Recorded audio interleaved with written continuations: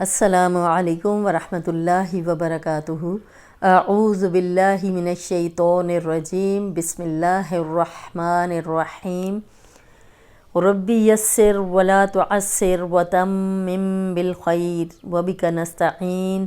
اللہم صلی علی محمد وعلی آل محمد کما صلیت علی ابراہیم وعلی آل ابراہیم انک حمید مجید۔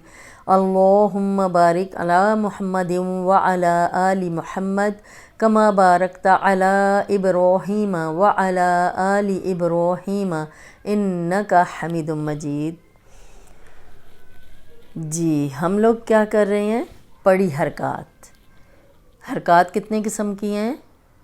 2 قسم کی، پڑی حرکات اور کھڑی حرکات۔ اور اب ہم کر رہے ہیں پڑی حرکات۔ زیر زبر پیش کو پڑی حرکات کہتے ہیں، اور ہم کر رہے ہیں پڑی حرکات میں سے زبر۔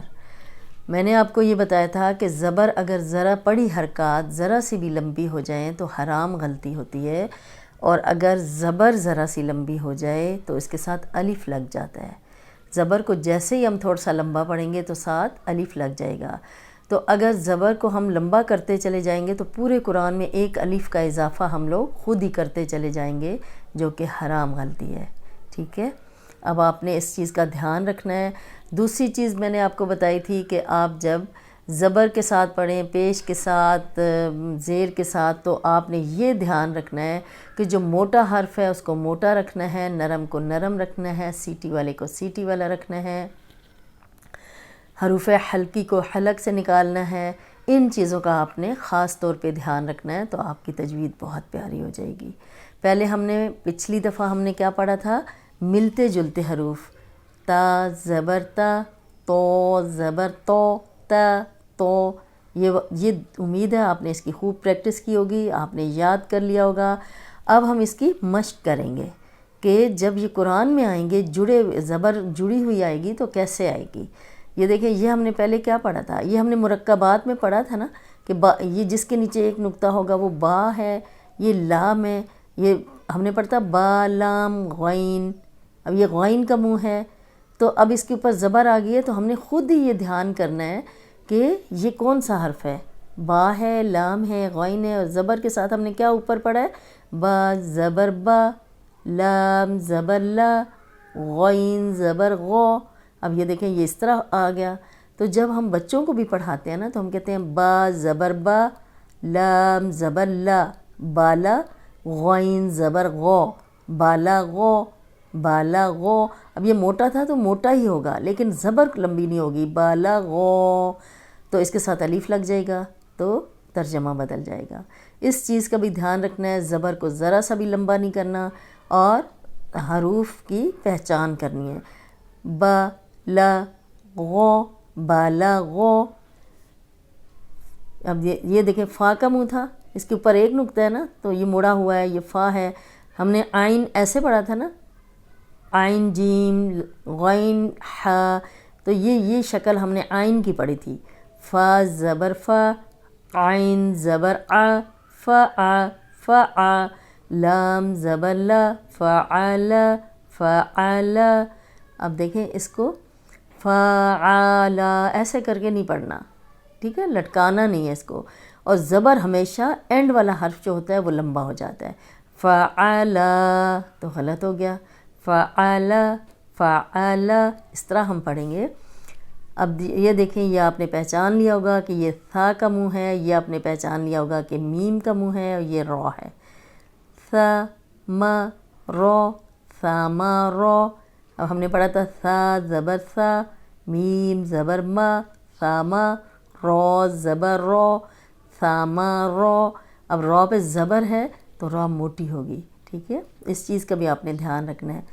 ثا، اب اس میں سیٹی کی آواز نہیں آنی چاہیے، سا، ثا ما رو، ثاما رو۔ حمزہ زبر آ، حمزہ زبر آ، میم زبر ما، آما، رو زبر رو، آما رو، آما رو۔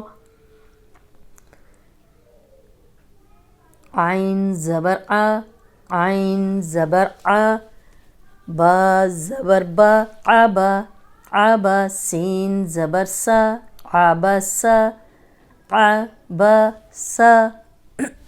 اب دیکھیں آئین کا منہ ہے نا، یہ آپ نے پہچان لیا کہ آئین کا منہ تھا، مرکبات میں ہم نے ایسے پڑھا تھا، اس کے نیچے ایک نقطہ ہے، ہمیں خود ہی پتہ چل جانا چاہیے کہ یہ با ہے اور یہ آگے سین ہے۔ عبسا عبسا، میم زبر ما، اب یہ میم کا منہ ہے، دیکھیں میم کا منہ ہے اور کاف کی شکل ہے، یہ کاف کا منہ ہے، میم زبر ما، کاف زبر کا، مک، ثا زبر ثا، مکث مکث، رو زبر رو، فا زبر فا۔ اب یہ دیکھیں فا کا منہ ہے، ایک نقطہ ہے، اس طرح مڑا ہوا منہ ہے، رو فا۔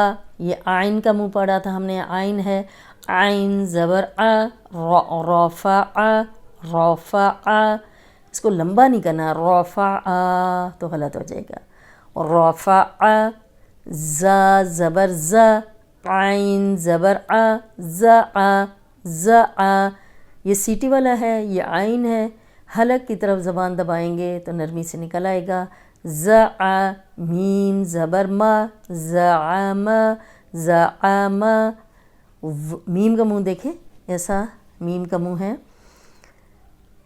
وہ یہ موٹا بھی ہے اور نرم بھی ہے، اوپر سامنے والی جو دو دانت ہیں ان کے اندرونی کنارے پہ زبان رکھیں گے تو یہ سیٹی کی آواز نہیں آئے گی، وہ زبر وہ، لام زبر لا، وولا، میم زبر ما، ظلم ظلم ظلم۔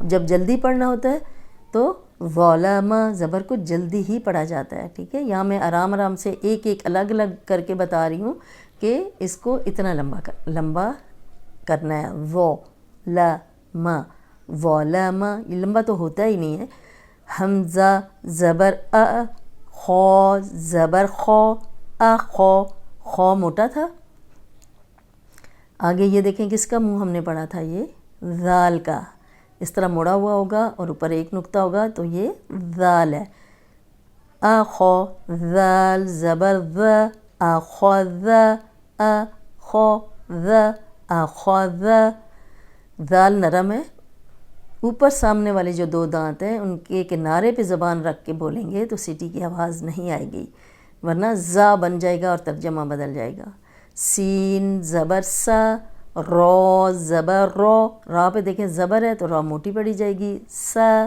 رو،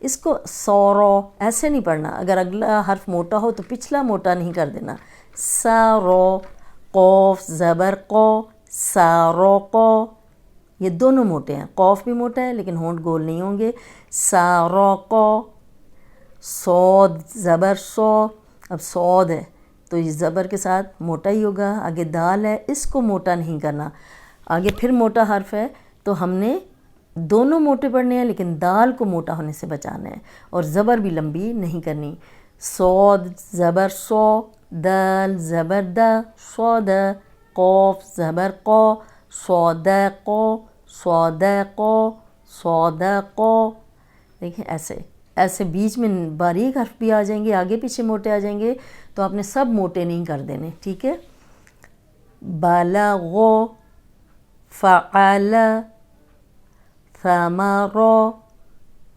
امرو، عبس، مکث، رفع، زعم، ظلم، اخذ، سرق، صدق۔ امید ہے آپ کو سمجھ آ گئی ہوگی کہ ہم پڑی حرکات کر رہے ہیں، زیر زبر پیش کو پڑی حرکات کہتے ہیں جو کہ ذرا سی بھی لمبی نہیں ہوتی، پڑی حرکات میں ہم سب سے پہلے کر رہے ہیں زبر، اور زبر کی مشق اب ہم نے شروع کی ہے، تو آج اس کا پہلا لیسن تھا مشق کا، امید ہے آپ کو سمجھ آ گئی ہوگی، آپ اس کی خوب پریکٹس کیا کریں تاکہ آپ کو بہت اچھے سے آ جائے، ٹھیک ہے، اس کے ساتھ ہی آج کی کلاس اتنی تھی، اور کل بھی ہم زبر کی ہی مشق کریں گے۔ السلام علیکم ورحمۃ اللہ وبرکاتہ۔